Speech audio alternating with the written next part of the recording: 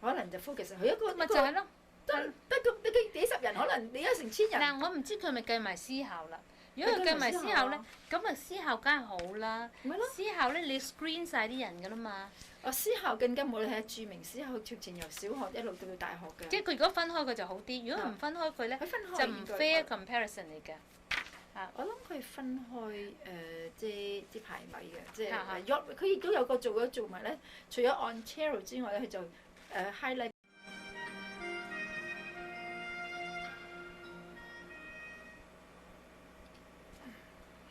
Hi, good evening, ladies and gentlemen.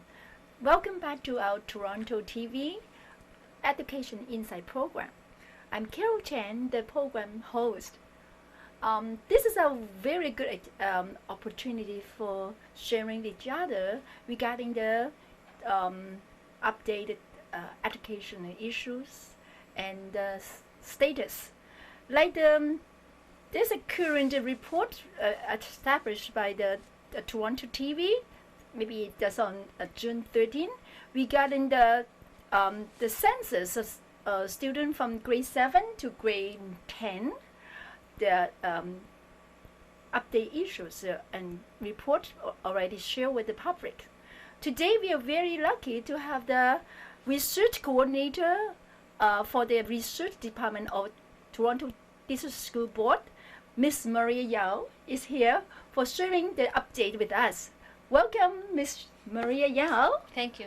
Yeah. So I know you're very busy, but today we are very lucky to have you here for sharing your hard work. This is a wonderful report already established to the media. Today, can you please share with us about the whole thing? Okay. For instance, can you please let us know what's the research department's job? And your title is a coordinator, right? Yes. So may I know your kind of main job, how to coordinate the whole things? Okay. Please. I've been associated with the Toronto District School Board, in fact, the Toronto School Board for many, many years, I think since the late 80s. And I worked for the research department and as a coordinator. So we have a number of coordinators positions. Basically, we conduct a lot of research for our school board, trying to understand the needs of our students, trying to understand some of the issues that we need to address, etc. So because we are serving one of, in fact not one, I would say the largest school boards in Canada. So you can imagine that we have a lot of issues, problems or programs to study and evaluate. So that would be the kind of work that we're doing in our department. Good. So we have a public kind of report available for us. It's like about the student census. Yes. Is it done by 2006? Yeah. How often for your department? Okay. Maybe for your record, just to for the Toronto District School Board, which is the newly, I use the word new, is the amalgamated school board in 1998. Oh. So it was 10 years ago. So for the Toronto District School Board, which is the amalgamated school board, this census was the first time. Oh, You can't believe it. Yeah, it took 10 years before this kind of study is being asked to conduct, to do, and so this is the first one for the TDSB, Toronto District School Board. However, in the former Toronto Board of Education, this was done periodically since 1970s. Okay, so it's a different thing. It's very similar, but the Toronto Board of the Toronto Board one was done in the former Toronto, which is smallest Toronto. And now with the bigger Toronto, including the former Scarborough, Etobicoke, GTA. North York, not exactly GTA, but the bigger Toronto. Okay. So this is the first time. So the first time we have the data from the former North York, Scarborough, Etobicoke, etc., and also of course the city of Toronto. Oh, good. How long it was taken, right? From the first day you start to now the results come up. Oh, I see. This has been a very long process. First of all, even to conduct a year before conducting the study, there's a long process of consultation, communication with the community, with parents, with school, with teachers' unions about the whole process. So it took a really long time to get it prepared, to get the buy-in, because it's so new to the system. And we call stakeholders, people that is very scared about this kind of study, to be honest. So even though former Toronto board has done it, but it was not done at that scale with the larger city. So it took a long time to get people ready to accept that, and also through a long consultation process. But it was implemented in the fall 2006, November. Okay. And exactly 1 year later, the report, the very first report, was released. So in fact, I would say it was very fast, but that was only the very first round report, which is an overview. And after that, we are, in fact, the second report has already been released as of now, and then we will have more reports coming out with more detailed analysis. This is the first part. The first part, yeah, was Okay. released last So, fall. can you please share with us this is the first part? What area as a measurement for, to get this information? Okay, when I said the first report, basically we are giving an overview, like the overall findings for the whole city of Toronto, the Toronto, all schools in Toronto board. You're right to mention that this census, the target groups were grade 7 up to grade 12. Grade In fact, 7, yes. up to grade, so all secondary school plus grade 7, 8, which are the senior levels. The reason we didn't include the younger ones, because we thought that the question may be too complicated, too difficult for the younger ones. So as a matter of fact, again, for the last month, I was saying last month, since May 2008, we conducted a parent census covering kindergarten up to grade 6. So that, in other words, we have parents to do the younger ones, and then the student themselves to do from grade 7 up to grade 12. The report we're talking about, student census, is from grade 7 up to grade 12. So, yeah. Did I answer your questions? Yes, I just think about, besides this, is there any measurement? Oh, the measurements. Okay. Yeah, sorry, I forgot that question. First of all, one of the key components of this census is we ask a lot of demographic questions. Okay. Demographics means the gender, whether they're male or female. We even ask their racial identities. What racial cultural groups they're coming from. Now, at one point, it sounds like very controversial. Maybe later on you would know the reasons why we also ask that kind of quite sensitive questions. We also ask questions about family, social economic background, parents' educations, who they live with, if it's both parents, single parents. We'll ask a lot of those questions. And in fact, this is one of the key mandates for us to conduct the study, because we want to understand the demographic makeup, the profiles of our school systems. But other than that, we also took the opportunity to ask other questions about the in-school experiences. Are they happy in school? Whether they feel confident in the classroom, that kind of question. We also ask questions out of school about the homework, about the after-school activities, even asking about the eating habits, breakfast, lunch, and dinner. And all the questions we ask, we have reasons behind that, because we have done research to show all those factors somehow related to school achievement. So it's a very rich, comprehensive studies covering in-school experiences, out-of-school experiences, also include their expectation or aspirations after high school. Do they expect themselves to attend university, or they expect themselves to attend colleges, and all those questions being asked. Yeah. So I just think about, okay, I really, really excited to hear that there's so many kind of measurements for this census. So I just think about, it should be a large team member for involvement, for implement this process. Of course. So how do we could it? Is it volunteers or paid staff? Of course, it has to be the staff. The reason it has to be done in-house by staff, because it's very sensitive information. There's a lot of confidentiality issues here, because we don't want information to leak out to anyone, because we promise the students that this data will come to our research department for research purposes only. In fact, all the information we collected from them, including race, including family background, won't go into the report cards, won't go to the school administration either. And the whole purpose is to try to understand them. So in terms of involvement, yes, it's a big investment. and involvement. We have the whole department to work on that, and I can't remember the dollars, but we're talking about a lot of money here too. It's worth it. I think it's worth it because otherwise, it's strange that you serve a large school board without knowing who your clients, in this way, in this sense, students are. I mean, you are helping the students, but you don't know who they are. But for the first time, we have the statistics, we have the number, we know who they are, so we can serve them better. Great. Yeah. I think you were the coordinator for this whole process. I really enjoyed the report. I got it, the Toronto the Star.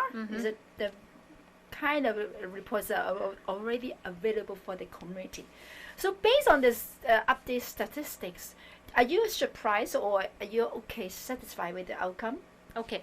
By the way, the report you're referring to, in fact, that is already the second part of our reports. The first one is just an overview, like the demographic, the profiles, the percentage of students in who are speaking Chinese, for example, or the percentage of South Asian students. And then we also look at how many hours of homework, that kind of thing. The report we just released, in fact, or released by Toronto Star recently, is the second part of the report, which we link the student demographic information, for example, gender, boys or girls, with the achievement data that we collected normally from the schools. And so this is the kind of analysis. In terms of surprises, I would say maybe not too many surprises. For example, we know for a long time that girls seem... This one? Yeah, you can show this a little bit. This is from the Toronto Star. Yeah, this is I love the figures. So a lot of figures. I was a little bit surprised. It's a title for it that Toronto school failed to overcome barriers. So, for instance, is here English speaking result is not the Canadian best. It's a kind of Siberian and Indian. Yeah. Okay. This is a little bit surprise for me. Oh, I see. I see what you mean then. Yeah. In fact, when this news report came out last Friday, we were quite surprised by the way the writer extracted the information. Oh, is that right? Because it's like picking information, they try to show a lot of contrast. So there's not much background or context to go with the results. So in that sense, we're a little bit disturbed by that because we don't want the audience or readers to misunderstand. Misleading, quite misleading to just look at the numbers like that. So it has to come with a context. And when you read out the title, again, maybe it's a catchy title, but again, it's kind of disturbing to look at just the title like that. The whole idea of doing this kind of study is to try to understand the needs of our students so that we can address it properly. We are lucky to have you here for how to positively guide us to face this new information. For instance, what are the key factors influencing school and achievements? Like based on this result? Are you talking about school achievement or student achievement? Yes, student achievement. Based on this, what kind of factors? Now, again, lots of research has been done in the U.S., some in Canada, or everywhere to study about factors affecting students' achievement. So there are a lot of different things talking about with family factors, parents' involvement, homework, school environment, teachers, a whole host of factors. It can be a lot of factors. But one thing that we found out that for different students from different backgrounds, might be influenced by different factors. So take an example here when you talk about the home language, and this is about the OSSLT, which is the grade 10 literacy test. And you notice that how come students who speak certain languages seems to be doing higher than students who speak English. But again, you have to understand the different factors. When English-speaking students here, it refers to students from different backgrounds. It can be from the Caribbean, where they have a lot of challenges, or it can be students from very inner city children. So if you simply look at that, it will be very skewed. On the other hand, for example, it shows that immigrant children who have a strong family support, they can do well in school regardless of the language background. So I can't tell you when one factor or two factors that influence students' achievement. Is a whole host of factors and depends on what background you're coming from. One thing, for example, and we noticed that East Asian students, East Asian will make up a lot of Chinese students, okay, or Korean or Japanese, but mostly Chinese students. It seems that poverty is not as strong a factor affecting their work for them than for other groups like so-called white students. For white students, poverty is a big issue. If they're coming low socioeconomic background, in most cases the performance, statistically speaking, is low. But for East Asian students, it doesn't seem to be a factor. And then we have to look at further why. I don't think it has to do with genetics, but it's more to do with the family support behind that. Exactly. Yeah. As you know, a lot of East Asian families, regardless of family background, their parents are determined that they will give whatever support they can at home for the children. So in that case, the income level doesn't seem to be a strong factor as for white family who might have a lot of issues and problems to deal with, not to say schoolwork. I think the most important thing is the expectation. That can be one factor. From the family, Parents, yes. parents, as well as the teacher. Even the same umbrella. For instance, I have experienced the same children from the same school, but different classes, teachers. Yes. This is different class of like the multicultural teachers, right? Different cultural teachers have different expectation. Even the same umbrella. Exactly. So the outcome may be a little bit different. Right? Definitely. Yeah. So that's why there's no simple answer like one or two factors. As you said, for some students, teachers make a whole lot of difference. So again, that's why we have to do the phase 2 and phase 3 reports that allow us to look at how different factors are affecting different groups of students. Once we can identify them as a school systems, as the school principals or teachers, then they know how to address those issues more appropriately. You know what? I'm as a part of the parents. I also an educator. I have a great impact from this report. Even I'm not yet deeply studied.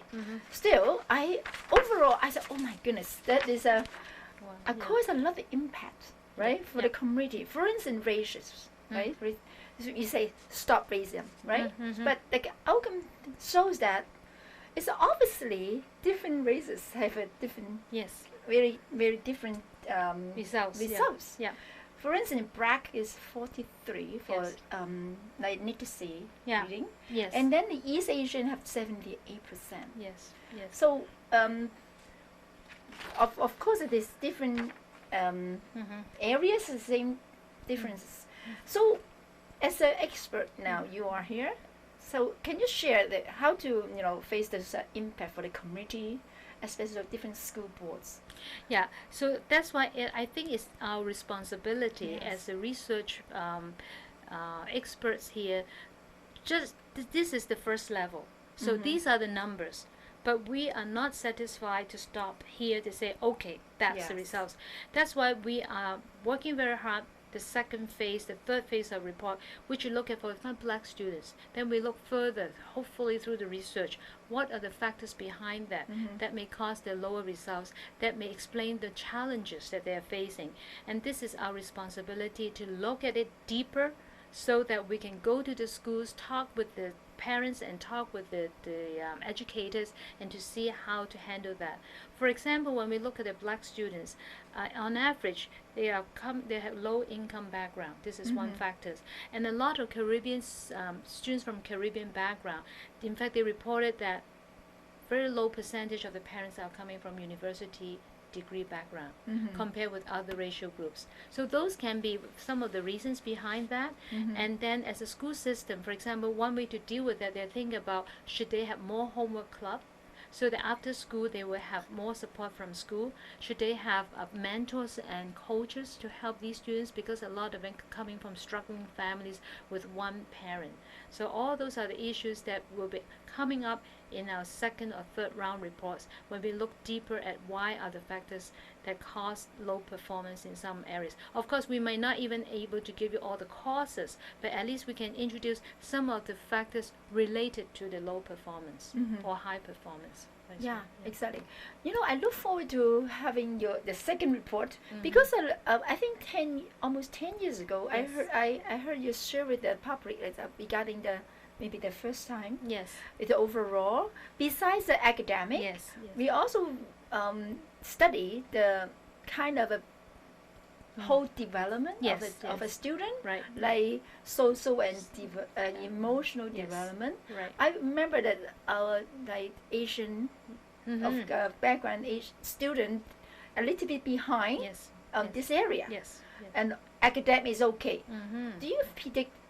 Yeah, I know this is not yet Released. released, but do you have any basic idea about what is it after 10 years? Is it change? Is any change or better? Yeah. I I think hope so. yeah.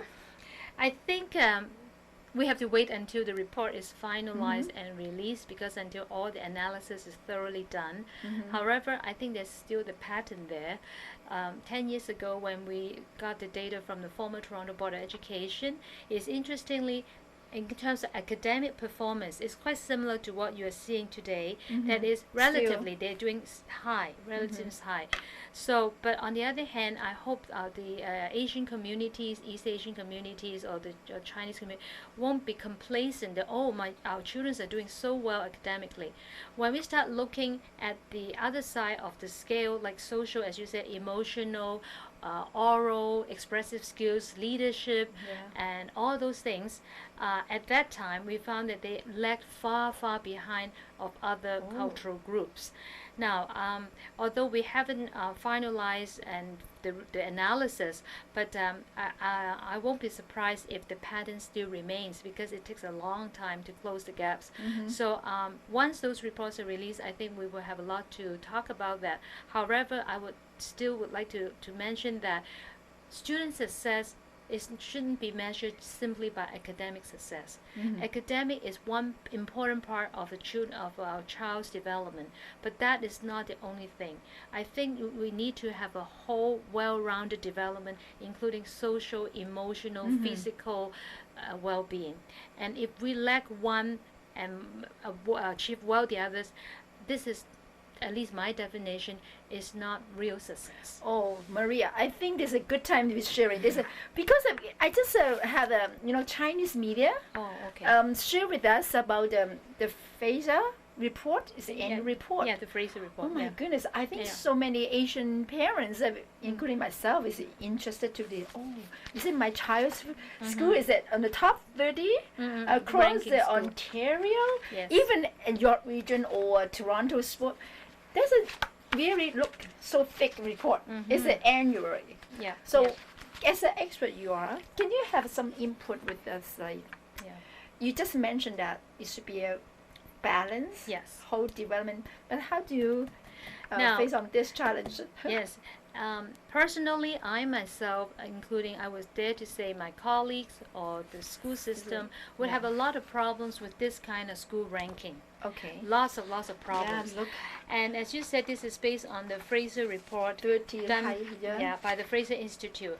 And I hope the audience will understand the basis they used to rank these schools. It was based on the EQAO, the provincial test results. And it's very dangerous as a researchers or as educators to share with you that to look at the school, to rank the school simply by one indicator, which is EQAO, and then look at the results and see these are the best schools, this is the low school. First of all, it's totally unfair to the schools, to the students, to the teachers and the principals. Some schools that seems doing well may not be the best schools, because very often some of those schools, whether it's in other jurisdictions, a lot of them are maybe students from families which are very well prepared for schooling to start off with. But schools that may not seem to have high EQAO performance may be very good schools when we look at the teachers. They may be the teachers who spend most times with the students who will have the very low performance, and how to help these low performance students to move one level higher. They may have done a lot of work, especially in our inner city schools or in our very challenging school. In fact, they might have do extras. Now, those, to us as educators, those are good schools. And some schools may not emphasize too much on EQAO because they want to to provide a well-balanced environment. Some schools may provide a lot of leadership programs, a lot of physical programs, social programs, to hopefully the kids will have social confidence on top of preparing them for the EQAO test. So by simply looking at that, it's totally misleading. And also EQAO test, especially for small schools, for example, a small school only 30 students. 1 or 2 students will cause 5 to 10% differences. So if 1 or 2 students are doing good or bad, it will immediately move the school up or down by several levels. So if it is purely based on that, you can see how dangerous it is to compare school this way.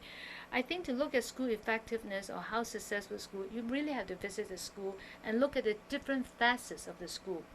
What kind of programs they have, what kind of students they have, and what kind of teachings they have. So as an educators or researchers, we don't have much faith in this kind of report because it's purely based on one small indicators. And yeah, we have lots of problems. So actually, you have advised as a parents, you don't need to move the house to the areas for entering these famous schools. Yeah, I don't think so. Yeah, of course, a neighborhood somehow make a whole lot of difference.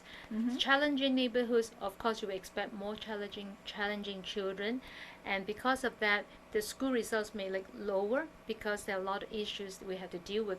In fact, some schools children coming to school without breakfast, with no lunch. So lots of those schools, in fact, we are providing a lot of nutrition, food programs, not to say test or EQAO. So they have to deal with those issues first. So a lot of children, some schools coming late to schools, absence, or being suspended, all those issues. So imagine, how come they're ready for taking the test? Of course, I think you should base on your neighborhood. You look at the neighborhood around that you feel comfortable, stay there. It will be good schools. I won't worry about whether it's a top 2, top 3, top 4. It moved up and down, and I guess it's so dangerous to rely just on one indicators to measure the school. Yeah. So I think the public right now, day by day, understand we don't need to push the children to focus only on the academic, because as an Asian parents always have enrichment programs. Oh yes. Like every non-stop. The whole week fully occupied for different subjects. So I think it's not too held like this, right? No, I think if we have a chance to look at the further report when it's ready, it's important to point out that academic, of course, is also one of the important part, but it's not the only part. And we rather to have balanced the children to grow up, that they have the confidence, they have the leadership skills. They may not be the top in academic, but they're doing well. But at the same time, they have the social consciousness, they have the citizenships skills, and they are more caring, and all those are important part of the full development of our children. Good. That's why your trustee of the Toronto School Board, they recommended cut down some homework time. And then recommend quality family time instead. So do you agree with this? In a way, yes. I think at one point we have been like a pendulum. We have moved to an extreme, and then I know for a lot of Chinese parents, maybe the children can cope with homework, that's why they say it's fine. But the school system is serving everyone. It's not just serving the Chinese parents only. So for a lot of other families, they have really difficulty to have family time when the children have to struggle with the difficulty of the homework. Again, just remember, the school system is not to de-emphasize academic work. They are still putting a lot of emphasis on reading, on writing, on math. No doubt about it. But they also see the importance of having quality time for children with their family, with their neighbors, with their friends, and to have a holistic development. Good. And I think that's just the whole reasons behind that kind of new policy. Yeah, I hope the parents treasure Maria's comments.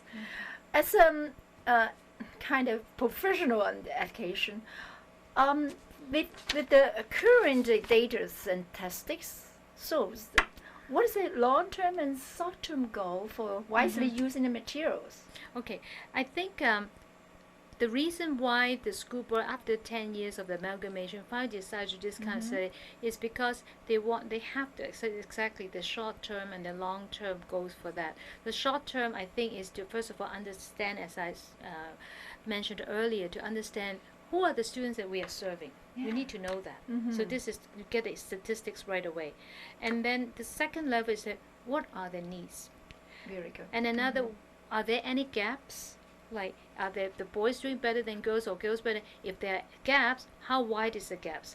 And the whole idea is that these becomes baseline for us to look at improvement, growth over time. 3 years later, 5 years later, when you do it again, we measure whether we're closing the gaps. If we're closing the gaps, it means the system is trying to improve everyone. Good. And to move up the whole system. So do you feel too lonely? 10 years ago, the Toronto School worked very hard on this studies. Then another 10 years still only by Toronto School Board. I just wonder, as an outsider, do you think we can team up together with the other school board, like York Region is a big umbrella right now, or the other PO, school board, then we team up together for overall research? Do you think it's more meaningful? Yeah, it's challenging because it depends on jurisdictions, However, we heard a little bit that the government is thinking about what you are suggesting, whether this should be done maybe even at the provincial level one day, because so that everyone will look at this in more detail and try to address the issues. At least we have an EQA for the whole province. Almost 10 years, right? Yes. So it should be the time more than that. Okay. I just wonder, like 10 years. I think you have been a coordinator of this job for over 10, 20 years. What's the feeling, or can you share with us your feedback about the past works and look forward to your future? Can you share with us about your expectation or your feeling about this process? The process, what, the census process or the research process? Yeah, research process. I think this census exercise is very worthwhile. And again, this is my personal feeling only, and I have been doing this kind of study for a long time in the former Toronto board and now in Toronto District School Board. I think it's something that is very a lot of courage for the school system to do this kind of thing, because they are showing publicly the differences, and they dare to share with the public. But the good thing about it is, if they dare to look at it, that means they dare also to address it properly. So I have a lot of I'm very positive about this, and I can see that this is something very courageous, and I'm really glad that we have done it. And then in a few years' time, when we do it again, then we start measuring how we're closing the gaps. And I think it's only by good data that is driving decision makers and is driving actions and improvement. Do you mind to give some advice for the educators, parents, as well as the students, based on the update data? For instance, this is a very negative, right? Like Toronto's schools fail to overcome barriers. Yeah. It's a little bit discouraged. The title is kind of negative, but when you start looking at the content, sometimes what they discuss is quite fair, something we want to look at. I think I would advise parents, when you start looking at all these numbers, we always advise people to look at it with context. With context, look with some understanding about the background of the students. So as a matter of fact, I would strongly advise parents, it's not an issue to look at it. Maybe some parents I myself would be curious to look at my children's school, how they rank. It's for curiosity. But don't just rely on these numbers and then pick schools for your child. I think it's more important for you to understand the needs of your own child and then match her or his needs with the kind of schools that can provide the programs that would be best address or meet her interests and needs. You know what? I really proud of your team especially you as a Okay. coordinator, for this transparency of the school board, how to run, how to be brave to, kind of get informations and face the challenges. Especially, we know that Toronto is a multicultural Yes, city, very much. and Canada is a multicultural country. Mhm. So if we know how to face this status, then we know how to educate our new generation, Yes. because they're multicultural, Definitely, right? definitely. And they are our futures. Yes. So today we are very lucky to have Maria here, Thank you. and I look forward to a second part. Okay. Because you just mentioned it, not yet Mm. confirmed, but I'm really excited to the changes before and after. Okay. Yeah. Okay. Okay. So if you once it's available, can you please come here and share with us again? Okay. Sure. So thank you so much for Thank your you, Carol. coming, Yes. and thank you everyone. So hope you enjoy Maria's comments, and don't just move the house and focus on the Yes. academic. Yes. We should be balanced, right? Yes. We Exactly. we look forward to our future's whole balance. Yes. Exactly. Good Thank you advice. so much. Look forward to seeing you again next time. Thank you.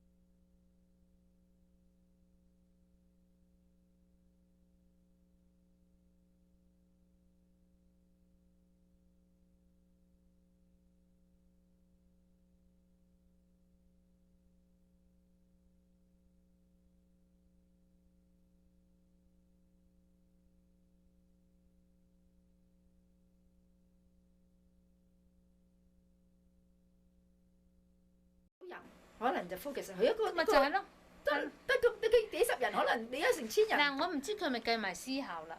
如果佢計埋思考咧，咁啊思考梗係好啦。思考咧，你 screen 晒啲人㗎啦嘛。思考更加冇，你係著名思考直情由小學一路到大學嘅。即係佢如果分開佢就好啲，如果唔分開佢咧，就唔 fair comparison 嚟嘅。我諗佢分開即係排位嘅，即係佢亦都有個做埋咧，除咗 Ontario 之外咧，佢就